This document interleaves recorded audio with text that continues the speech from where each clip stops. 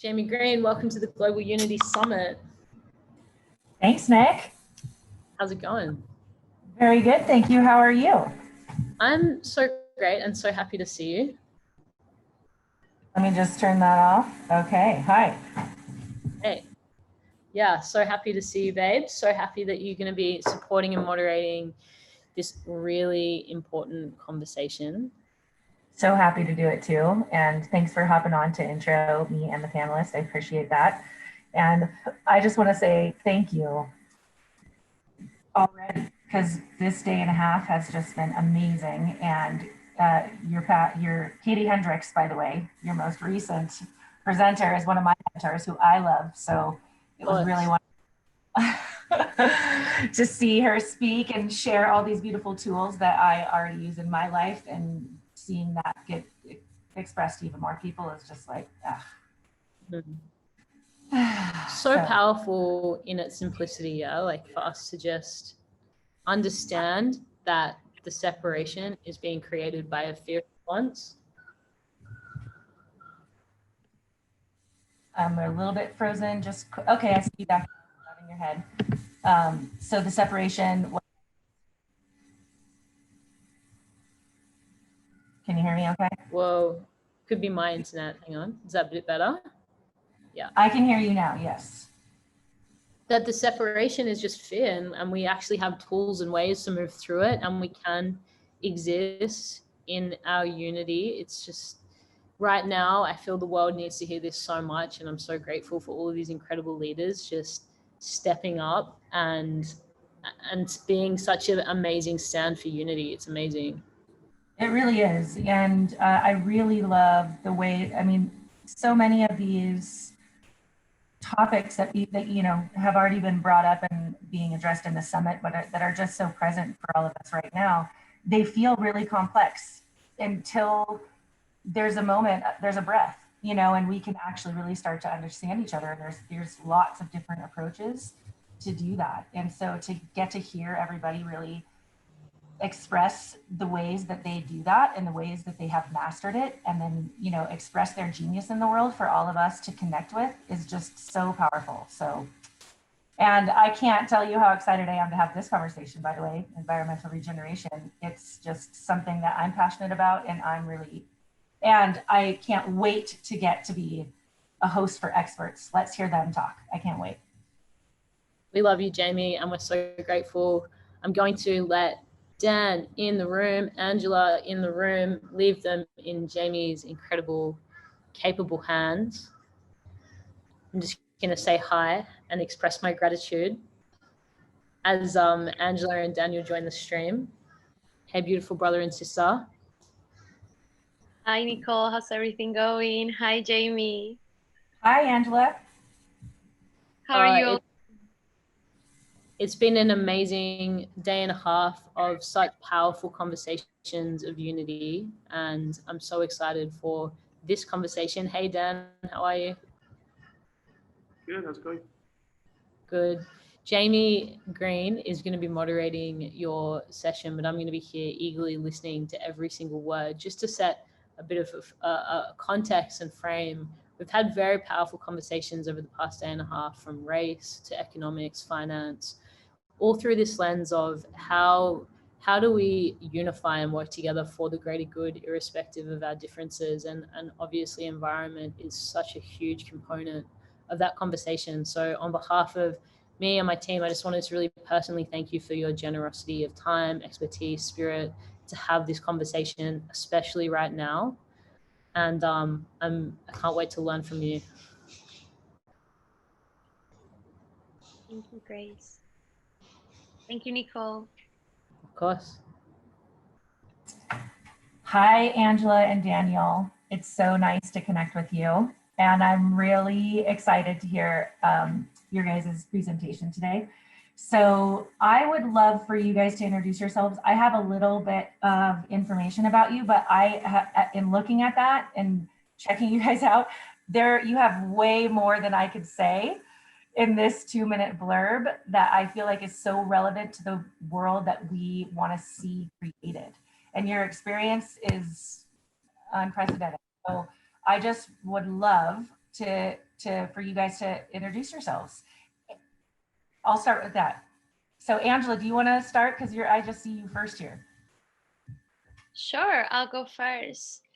Well, first of all, I'd like to say thank you to Nicole and all of the team for being so resourceful and just being so proactive and creating a conference like this one. I think that these past weeks have been so intense, and having creators and innovators and just thought leaders coming together to share just their thoughts. It's very comforting. So I just want to express my gratitude. A little bit about myself. I am a creative. First and foremost, I'm an artist. I'm an activist. I'm a brand strategist. I'm a dancer.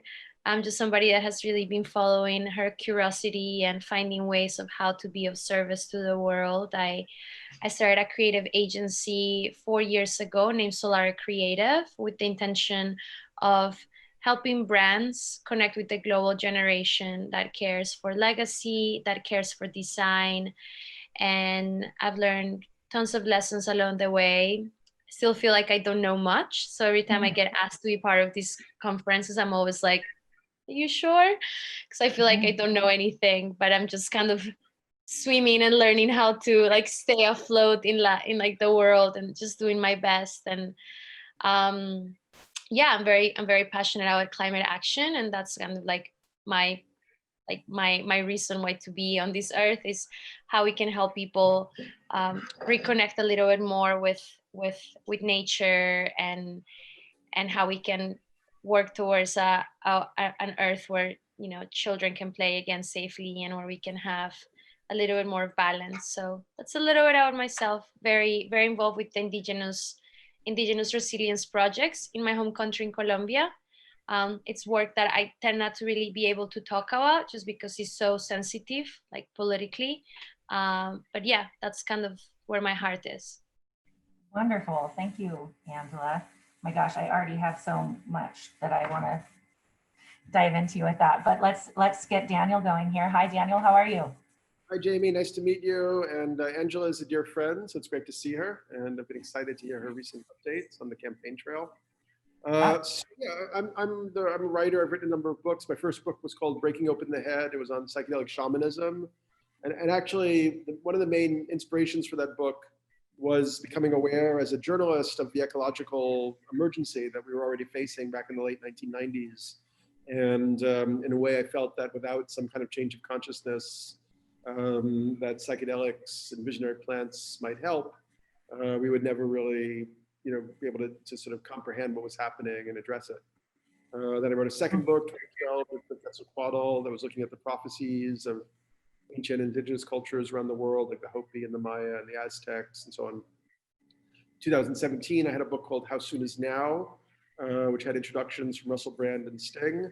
And in that book, I was really thinking about kind of the ecological crisis as a system design problem, and what we would have to do as a sort of human community, how we would have to change our systems, social systems and technological systems, to deal with this kind of catastrophe that we're unleashing. Years ago, I also tried to put ideas into practice. I started a company, a nonprofit called Evolver and the Evolver Network. And one thing we did was we had a web magazine, social network. We also organized local groups. We had like 60 or 70 local groups around the world, mostly in the US. We created a kind of template where they would share each month on different aspects of the transformative cultural paradigm that we were identifying, whether it was about ayahuasca, shamanism, consciousness, local currencies, permaculture, and et cetera. Yeah, and yeah, so that's kind of the most relevant. I mean, I've written a bunch of other books, but that's probably good enough to get going. Yeah, I'd say so. Yeah, that gives us a good starting off point. So with everything that we are currently experiencing, well, we can just focus right here on the US, which is where I am, and we're kind of seeing this, we're seeing a system that is no longer relevant really crumble before our eyes, actually. And it's inviting all of the things that you've already been writing about and been touching on.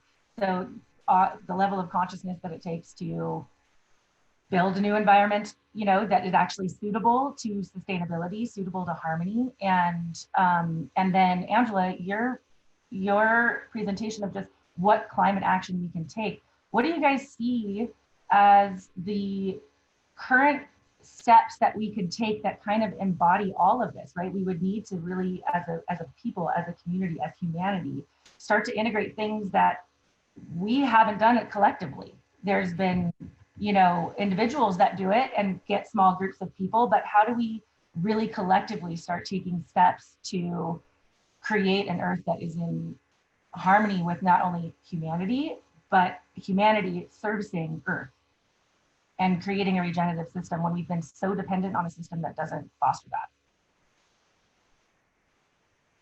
Angela, you want to start? Sure, I'll start. Wow, it's such a great question. It's something that I keep on pondering about, just because I've been on this journey of climate advocacy and activism for a while now. And looking back, it's been almost 7 years since I really got seriously started. And it's really a pleasure to be here with Daniel, because I was just messaging him a few days ago, just kind of asking him for feedback and just asking him, hey, like, how can we make this impactful? Because I'm hitting so many roadblocks. And just to give a little bit of background of where I am right now, I've been traveling across swing states in the United States for the past 3 weeks with my incredible team, friends. We were sitting together having dinner, and we're like, okay, we can't just sit here and not do anything about what's happening in our nation. What's the root cause of what's happening? And then we thought, well, people have lost trust in themselves and have lost trust in the system. How can we reawaken that fire? And then we thought, okay, through art, through culture, through community building, that's what we can do. So we've been traveling across the states, communicating with people, gathering their dreams, with the intention of physically planting them into the soil. So there's a regenerative aspect to this. So there's the public art component and then the regeneration component. And, you know, we are in such a turning point right now as a planet, that I think that the solutions are available. And I think that what needs to happen now is a change of heart. And I think this change of heart is not going to come from throwing people data and just like telling them all of the science of like, you know, if our earth warms up by 1.5 degree, it will mean X or Y. I think that is going to happen in the heart. And I think the way that we can touch people's heart is through experiences, is through storytelling, is through connecting with the humanity and the common denominator of what brings us together. And by traveling the United States and seeing the hopes and dreams of people, from Republican, Democrats, independent, don't care about any of the above, is that everyone has the same desires of self-actualization. So to answer your question, I think we need to just remember how to be human again, and kind of shed the layers of all of the illusions that have been sold to us, right? Like the fact that people in the United States are working 3 jobs and can't see their children. Like there's something terribly off with the system, and putting this pressure onto a Trump or a Biden to solve it is erroneous. So I think that we need to help people switch from this victimhood into creativity and just kind of empower people to be creators again. Nice, that's beautiful. I mean, I agree with Angela. I mean, I also think that, you know, some of the problem is in the sort of mechanics of the system. So, you know, we have an economic system, you know, that forces companies to behave kind of like, you know, psychopathic predators, in that they have to keep maximizing financial gain and short-term profits.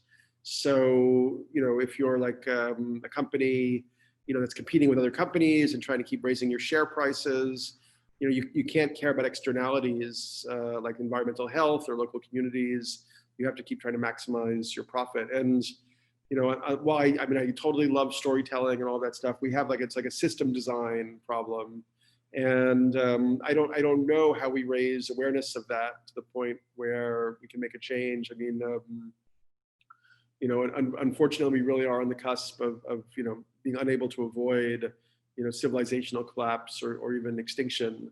We're seeing these massive forest fires and hurricanes and insect populations collapsing and coral reefs collapsing, and the Amazon could collapse as a functional system within like 3 to 5 years or something, according to scientists. So I don't really know what we do. I mean, it needs, Biden is not going to help. Trump obviously was not going to help, although it is kind of nice. It's a bit of a feeling of like some type of security, maybe that Biden is likely to win at this point. But we need something that's it's like a quantum mutational leap to like a whole nother point of view.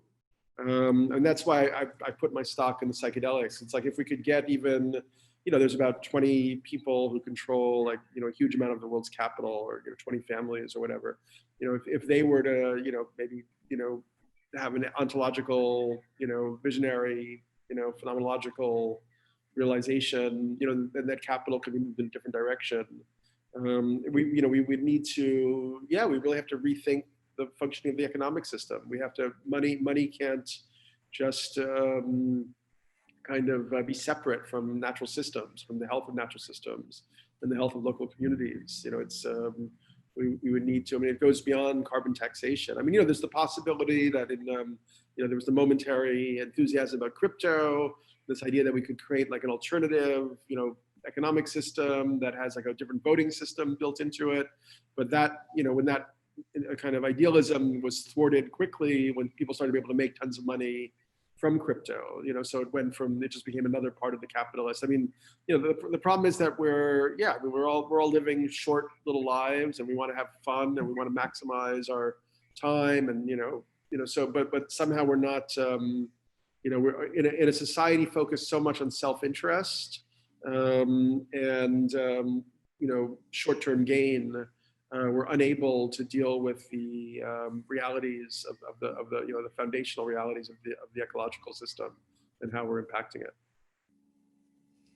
And in your guys' experience right now, just from Angela, you're traveling around the country, right? Like just connecting with humans, no matter what their affiliation or whatever divisive rhetoric or choice that they could make, right? They could make us feel separate from one another. And Daniel, you've had obviously experience documenting this, getting the facts on it, also, addressing consciousness through psychedelics.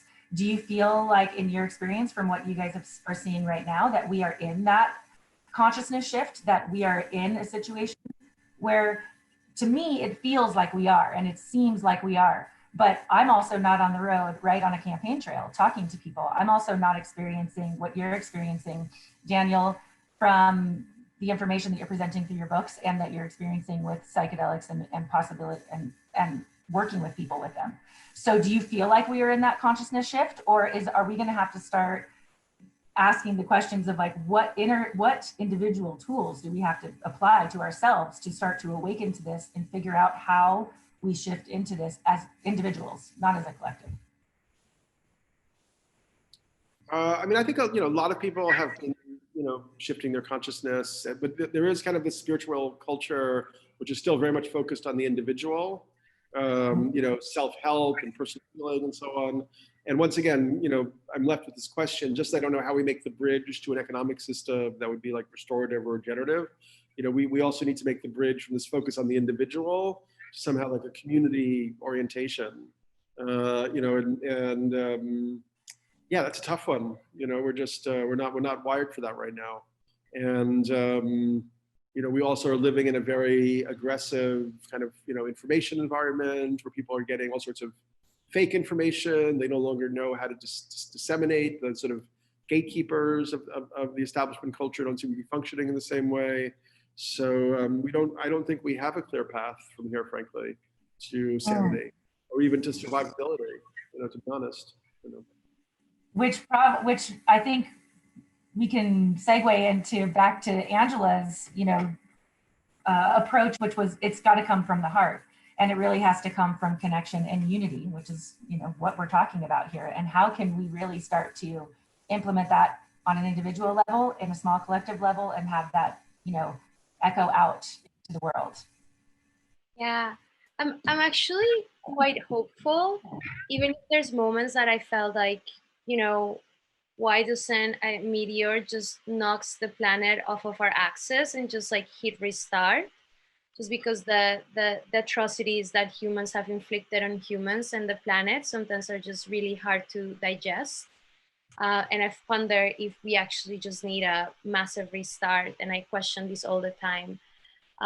This project has really made me realize that where energy goes, things grow. And for the past 4 years, we've been in such a traumatic experience, one headline after headline, one shock after shock, where all of our energy has gone into creating this legend and this myth on like Trump, on the evil, on the good, and all of that narrative that has taken power away from the individuals. And I think that the solutions are right in front of us. Like I saw them here. I'm in Florida right now. The day of the elections, we had the opportunity of going to the polls and supporting the 3-hour lines. And we had just come from Orlando, where we witnessed the most terrible kinds of voting suppressions. And it was just really heavy. And we thought, okay, are we just going to hand out food and like entertain people in the polls, or are we actually going to focus on the people that are seeding the evolution of humanity? What does evolution sound like on 2020 in a world that is having climate breakdown? So, this economic, healthcare, educational systems are failing at their citizens. Where do we focus on? And we went to a local garden. It's a complete food desert in the middle of a neighborhood in Miami that's not gentrified yet, but it's like you see people living under the bridge, shooting up heroin. Like it's a really not ideal place to go. But then you see this garden that's blooming in the middle of this food desert, and you see this one man that has dedicated his entire life into educating these children. And then you have a shipping container where they're also growing food, right? So when I see people like him and I meet children like these children that I met, I have hope that the solutions are right in front of us, but our energy is still going into like the super big, and focusing on the little small might be the answer, right? A lot of these children that I spoke with told me that they don't have dreams, that they're not, that they, when I asked them like, what's your dream? Like, what do you want to see in the future? They told me, well, you know what? I don't really want to dream because I don't want to be disappointed.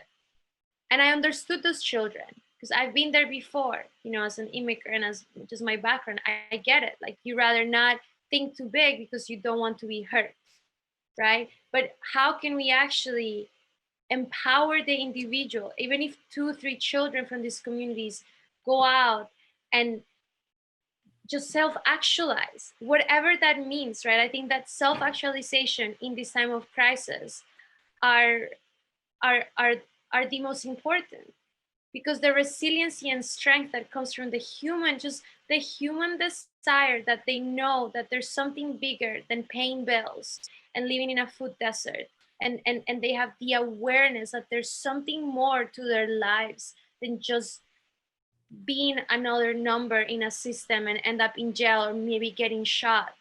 There's hope in that. And I think that's where we need to be investing our information. We need to be investing our resources in resiliency. There's amazing things that are happening right now. Let's talk about the mesh network, right? Like, how can we create resiliency within our communities? How can we create independence within our communities? And yes, we still have these bigger systems at play, but what if everyone starts growing their own, starts maybe not buying from their neighbors and not from Amazon? What if people start realizing that buying all of this shit, pardon my French, that they sell us don't mean anything? Why don't we start listening to people and messages that are more resonant to what actually is real? That's the reality that we need to start seeing. Even if it seems really distant, and we might not see it in our lifetimes. Like, I'm completely okay knowing that my work, I will be 80 years old one day and I'm still gonna be on the same process. I've accepted that. And that's okay. What Daniel said is that this short-term mentality is what's hurting us.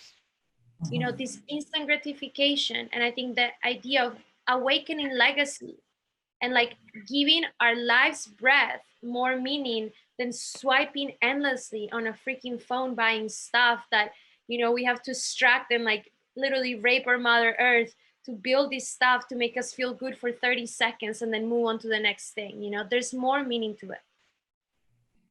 So beautifully stated. I want to just kind of address how we just talked about the bleakness when we think about it as a whole, right? When we think about the whole system and how that feels like we can't possibly approach it. We don't know how to do it. We don't know. But then as soon as we bring it down to just us individuals really getting in tune with ourselves and with each other, all of a sudden there's all this beautiful room for creation.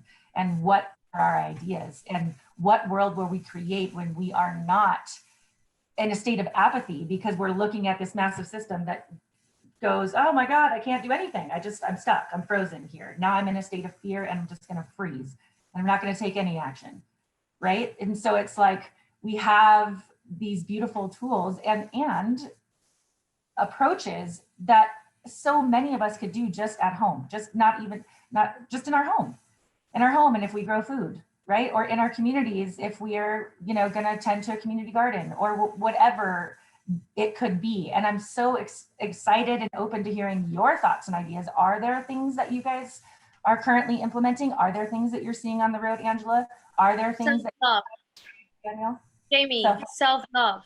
Yeah, We've been taught to hate each other as humanity. There's shame into the human experience. When you speak with anyone, like Republican, Democrat, there's an inherited shame in like being human. And even just the idea that there's too many of us, like we're parasites, we're like eating the resources. That's erroneous. Like this shame into our own humanity needs to stop. And we need to love ourselves and realize that we are on this earth because the earth loves us and want to see us thrive, and stay away from this duality of thinking that, us procreating and us investigating and following our curiosity is bad. I just think that we need to love ourselves more. And I know it's hard when we've been sold, especially as women, right? We're sold, we have an expiration date as women for the most part. That's what it's sold on the media. So we're like on this rush as humans to like procreate, self-actualize and all of this stuff. But what if we actually were okay with knowing that it's gonna take a while and that everything's okay, even if it's not necessarily okay, but us as humans are okay. I mean, I definitely agree with Angela that there are a lot of solutions. I don't really agree that they implemented just on the individual level. I think that's where, even something like the Green New Deal is crucial. Like, and we know, human society can reconfigure on a very large scale when the collective knowledge and the collective will is there. So, for instance, with like, the Second World War after Pearl Harbor, the U.S. was able to shift all of its factories to produce wartime, stuff, and they taxed the wealthy at over 90%. So it was kind of like an instant socialism. I know socialism is such a bad word right now, but that's kind of similar. We would really need, if we actually wanted to address the ecological mega crisis, we would actually need to address, we'd have to use the full power of the collective system, because and we would have to do different things. Like we know, for instance, that we have to go like from industrial farming to regenerative agriculture. That means breaking apart big industrial farms and teaching people how to farm in like old ancestral ways, because that replenishes soil. There's a great movie called The Biggest Little Farm, which shows one couple who did this and how the whole area, all the animals came back and the insects, the plants. So we would need like in a way it's like a combination of like top down and bottom up. We need like a global push towards regenerative practices. And there has to be, but it's not enough for individuals, although self-love is, of course, wonderful. We're not going to be able to do enough on an individual level. So somehow we have to figure out how to, unify, create unity, and build a movement, towards this transformation in terms of energy, in terms of industry, in terms of, reducing the amount of meat eating, focusing on, transforming our relationship with the Amazon and so on. But the problem is there's a huge gap between where we are now and what has to happen. And as I said, there's that gap, which is very hard to see how we address it. But I think first of all, enough of us have to become very cogent and coherent and clear about what needs to be done and what's not going to work. So from my perspective, as much as I love what Angela said, I don't think that we're going to see enough people start growing their own food fast enough that that's going to salvage the situation. It would have to be some kind of, you'd have to use the power of government or the efficiency of corporations to bring about large scale changes, which has happened in the past. I mean, even with coronavirus, like look how fast the world changed. So the ecological crisis is actually far more of a threat to our society, to our future than coronavirus. It's an exponentially greater threat. We're not even addressing it at this point. But maybe the reaction to coronavirus shows that we could also address the ecological emergency collectively. Yeah, and I agree with you, Daniel. I think that there has to be this dance between individual and community, and it starts with the I. And I agree with you. I think that in these past years we've been arguing about straws. Meanwhile, in Washington D.C., a lot of laws have been passed that have completely brought us backwards ecologically in the United States. And I just think is how can we tie the fact that young people especially need to be super on top of what's happening? How can we create new leadership? And it always comes back to education. How can we create new leaders that will have the stamina to infiltrate these systems, right? And we see the Sunrise Movement, which was started on 2017 at the United Nations under the sustain.org community. And we've seen what they've been able to do once they've organized. So how can we actually create more mentorship? And I think that there's a lack of intergenerational communications. And that's why I always call Daniel, I always call my mentors, I always call people that have been in this fight for longer, because there's not enough communications between us. And there's this like very idealistic mentality that I probably sometimes come off as like, yeah, I still hold hope. I've been doing this for only like 10 years. There's people that have been doing this for 30 years. So what are the conversations that we can have where we can learn from each other and actually organize and strategize and really think long term of how we can move the needle in these systems, right?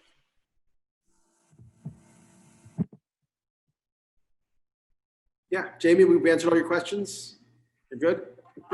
Well, I'm sure there's lots more where that came from, but I think we're doing our best to address it, right now. I think one more question that I have is just, do you guys see any, on the ground action? Have you permaculturists or any type of corporate implementation that could be expanded upon, that we could bring people's attention to for everyone that's intrigued by this conversation? There's people whose passions really drive them here. Do you guys have any, resources or experience or people that you feel like we could connect with? Yeah, there's tons. I organized a kind of webinar. We had like 25 speakers called Building a Regenerative Future. And we looked at it from like health, community, economy. And so, people can, it's regenerativefuture.net.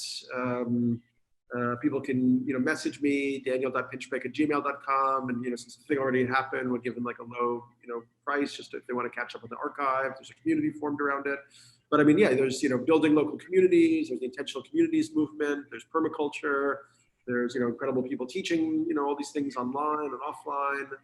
There's organizations like Make Soil, which helps people learn how to, create compost and soil in their locality. There's all sorts of movements. I still feel that we need something, and I sort of talked to Angela about, as a kind of, follow up to what she's been doing. Like, I felt that the community-based model that we had with Evolver was the right thing. Like, because mostly people maybe have a lot of ideas or feelings, but most people won't take charge themselves and start to do something unless there's some kind of organization, where they can represent. Like, there was one, Transition Town was a really interesting one. That's still going. That was an effort to realize that due to the ecological crisis and the energy crisis, we were going to have to become more local. We have to do that in a way that doesn't injure foreign countries that depend on us for trade and so on. So yeah, Transition Town is an interesting model. The Next System project is another interesting model. I think there's Symbiosis is an effort to create like a more participatory democracy. Democracy.earth is an interesting model. So yeah, but I think there needs to be something where people are really, recognizing the urgency of the crisis, and particularly in the U.S., where consciousness has like dropped down to the floor and people are totally confused. We need to get back together and move from self-love to community love. Recognizing our unity as a human family and try to work from there. Yeah. I agree with you. I think I messaged Daniel during the middle of this tour because I was in Washington, D.C. the day that the new Supreme Court of Justice was appointed.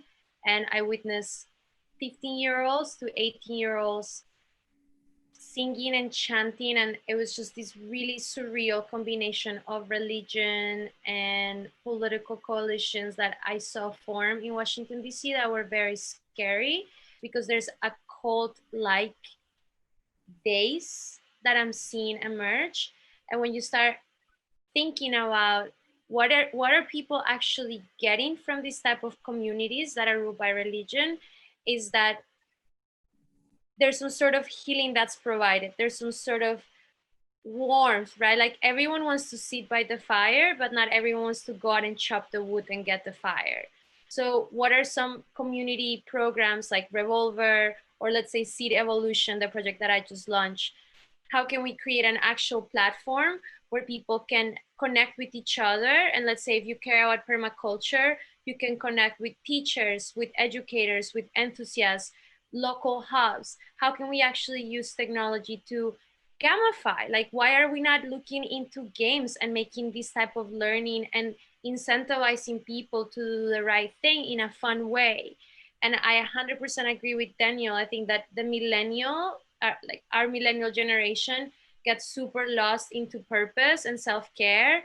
And now Generation Z is gonna have to clean up the mess because we couldn't move past what's good for me and what I want, and like me becoming a CEO and like all of this dream that they've sold us, being the boss girl and all of this stuff that they sold us, into actually seeing how can we be of service to our communities. And I think that technology and communications, media, I think media is super important out there. I think that the lanes of information are being controlled. You can see them when you go to different states. The information that people are getting from the media is completely shaping their realities. So in my opinion, we need a creative renaissance.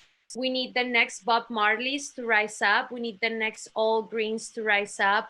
We need the next Bob Dylans to rise up, the next Basquiat's to rise up and really speak to the heart and the human soul to awaken the spirit of humanity. That's what I think is going to be a key component to this renaissance. Yes, Angela. Oh, I feel that. I just got chills. So thank you for really getting into. I think it's so important that we really speak to the hearts and souls of people, because that is really effectively what is also going to change the system. It's what's going to mobilize people to force the system to change, which is, I think it's already happening. There's so much upheaval right now. It feels very different than it's ever felt before, as far as our level of consciousness as humanity and expanding and wanting to unify. Hence the reason that we even want to have, a summit like this, where we have so many different topics that can have different sides, right? And different opinions on how do we approach it and still figure out how we open ourselves enough to take action rather than sit in fear, or rather than just watch, or rather than go, I'm apathetic and I have no idea what to do.